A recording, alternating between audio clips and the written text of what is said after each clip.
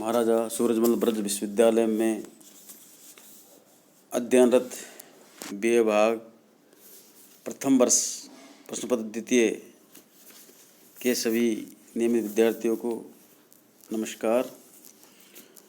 मैं हनुमान प्रसाद मीना, सहायक आचार्य हिंदी, राजकीय स्नातकोत्तर महाविद्यालय बयाना।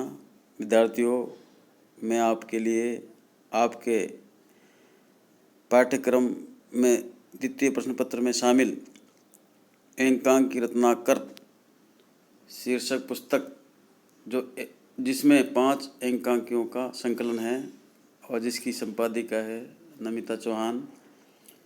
इसमें आज हम आपकी दूसरी एकांकी जिसका शीर्षक है तौलिए और जिसके लेखक है उपेंद्र नाथ अस्क की संक्षिप्त जानकारी देंगे और उसकी कथा वस्तु का सारांश आपको बताएंगे। विद्यार्थियों, तौलिए एकांकी के लेखक उपेंद्र नाथ अस्क है। जो अस्क जी एकांकी लेखों में महत्वपूर्ण स्थान रखते हैं, वे न केवल एकांकी लेखक है अपितु प्रसादोत्तर काल के प्रमुख समस्या नाटककार भी है। अन्य महान नाटककारों के अधिकांश नाटक पढ़कर नाटक लिखने की प्रेरणा प्राप्त हुई। अस्क जी के एकांकी संग्रह हैं तूफानों से पहले, चरवाहा, देवताओं की छाया में आदि। इनके प्रसिद्ध एकांकियों में लक्ष्मी का स्वागत, चमत्कार, पापी आदि को लिया जा सकता है। अस्क जी का एकांकी साहित्य 2 प्रकार का है, सामाजिक एकांकी और प्रहसन। इनमें से आज हम तौलिए एकांकी की चर्चा करेंगे और इसकी संक्षिप्त कहानी को सुनेंगे और समझेंगे। तौलिए एकांकी के शीर्षक से ही पता चलता है कि इसमें एक तौलिए को लेकर कहानी घटी गई है और इस एकांकी की पूरी कथा वस्तु इस तौलिए के इर्द गिर्द घूमती है। इसके पात्र है जो इस प्रकार है। बसंत एक फर्म का मैनेजर है। मधु बसंत की पत्नी है। सुरो, चिंती ये मधु की सहेलियां हैं। मंगला घर की नौकरानी का नाम है और स्थान नई दिल्ली, अर्थात नई दिल्ली से संबंधित ये कहानी है, वहाँ की घटना है। तो ये तो इस तौलिए एकांकी के पात्र है जो इस कथा वस्तु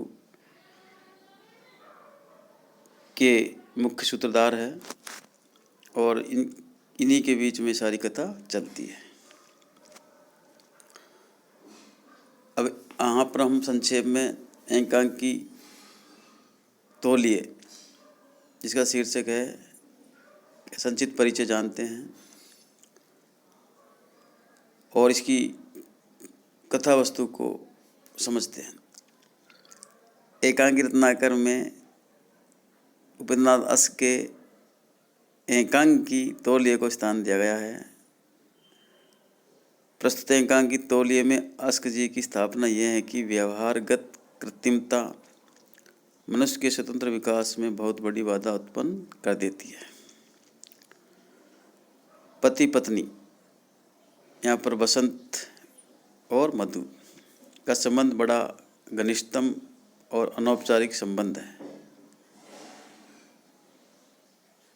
इससे ज़्यादा नज़दीकी संबंध और क्या हो सकता है, किंतु जब इसी के बीच में अनेक कृत्रिमताएं व औपचारिकताएं आ जाए तो जीवन का सारा रस निचुड़ने लगता है और मनुष्य की स्वतंत्रता बाधित होने लगती है।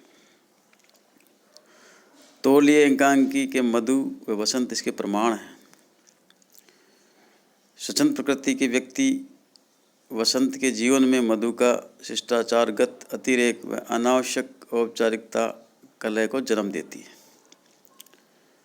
मधु स्वच्छंद नहीं है, नियंत्रित है। उसमें जो शिष्टाचार है वह बनावटी है। बसंत में सादगी है, स्वच्छंदता और अनौपचारिकता है। मधु व्यवहार की कृत्रिमता बसंत के स्वच्छंद जीवन की बाधा बन जाती है। मधु के व्यक्तित्व में अधिक सफाई पसंदगी, अर्थात वो सफाई को या स्वच्छता को अधिक पसंद करती है। व्यवस्था प्रियता और सामानों को व्यवस्थित तरीके से रखती है। और कृत्रिम शिष्टाचारी भावना इतनी अधिक है कि वह बसंत का दूसरे तोले से मुंह पोंछ लेना उसके मानस में तनाव पैदा कर देता है।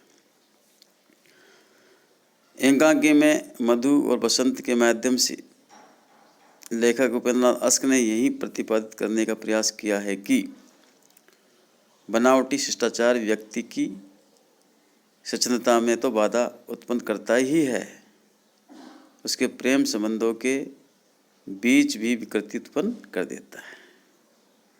इस एकांकी में आए तनाव व द्वंद्व को लेखक ने बड़े ही मनोवैज्ञानिक ढंग से सुलझाने का प्रयास किया है, जिसमें वह सफल भी हुआ है। अर्थात यह एक मनोवैज्ञानिक एकांकी है।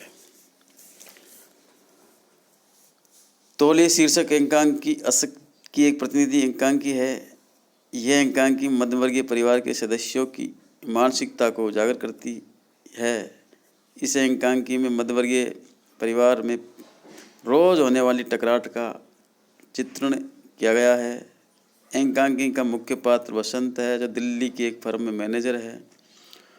उसकी पत्नी मधु पढ़ी लिखी और आडम्बर प्रिय नारी है। वह अपनी सुरुचि और सभ्यता का घर में हमेशा ही दिखावा करती रहती है, इसलिए वह घर में विभिन्न कामों के लिए अलग अलग तौलिए रखती है। प्रत्येक काम जैसे हाथ पोंछना, हजामत करना, नहाना और मेहमानों आदि के लिए अलग अलग तौलियों का प्रयोग करना उनकी दृष्टि से उपयुक्त है। और वह इस बात पर विशेष ध्यान देती है कि उसका पति भुलक्कड़ स्वभाव का होने के कारण प्राय मदन का तौलिया उठा लेता है और इसी को लेकर उन दोनों के बीच टकराव की स्थिति उत्पन्न हो जाती है। बसंत का क्रोध करना एवं मधु का रूठना दैनिक जीवन की स्वाभाविक क्रिया और प्रतिक्रिया बन जाती है। बसंत फर्म के काम से बनारस चला जाता है। 2 माह तक वापस न आने पर मधु अपने स्वभाव के बारे में चिंतन करती है और इसे बदल देती है। इसका परिणाम यह होता है कि जब बसंत बनारस से लौटकर अपने घर आता है और स्नान करते समय उसी तौले से शरीर पोंछने लगता है जिस तौले से कुछ समय पहले सुरो और चिंती ने अपने हाथ पोंछे थे। इस बात पर पहले की तरह अपनी नाराजगी मधु नहीं जताती है। इस प्रकार बदलते स्वभाव के बीच एकांकी का अंत हो जाता है। संपूर्ण एकांकी में प्रारंभ से लेकर अंत तक प्रमुख पात्रों के बीच तौलिए का ही प्रसंग मुख्य रूप से दिखाई पड़ता है और तौलिया प्रयोग के कारण ही पात्रों के बीच टकराहट व अपना अनमनापन हमेशा ही दिखाई पड़ता है।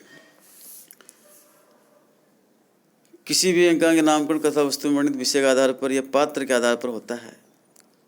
यदि इस दृष्टि से देखा जाए तो इस एकांकी का शीर्षक कथानक में वर्णित विषय वस्तु के आधार पर हुआ है। शीर्षक संक्षिप्त है, रोचक है, प्रतीकात्मक और व्यंग्यात्मक है। तौलियों को लेकर ही संपूर्ण एकांकी कथा वस्तु उसके चारों ओर घूमती रहती है और इसी कारण प्रयुक्त पात्रों का चरित्र उद्घाटित होता है। इस आधार पर यदि देखा जाए तो इस एकांकी का शीर्षक तौलिया औचित्यपूर्ण, आकर्षक, सार्थक है। साथ में ही इस प्रकार प्रस्तुत एकांकी का कथानक भी रोचक, आकर्षक और पात्रों की मानसिकता को उजागर करने वाला है। तो विद्यार्थियों, ये थी तौलिया एकांकी जिसके लेखक उपेंद्रनाथ अस्क है की संक्षिप्त जानकारी एवं संक्षिप्त कहानी कथा वस्तु का परिचय। इस वीडियो में इतने ही। आगे अगली एकांकियों का परिचय हम अगले वीडियो में करेंगे। धन्यवाद।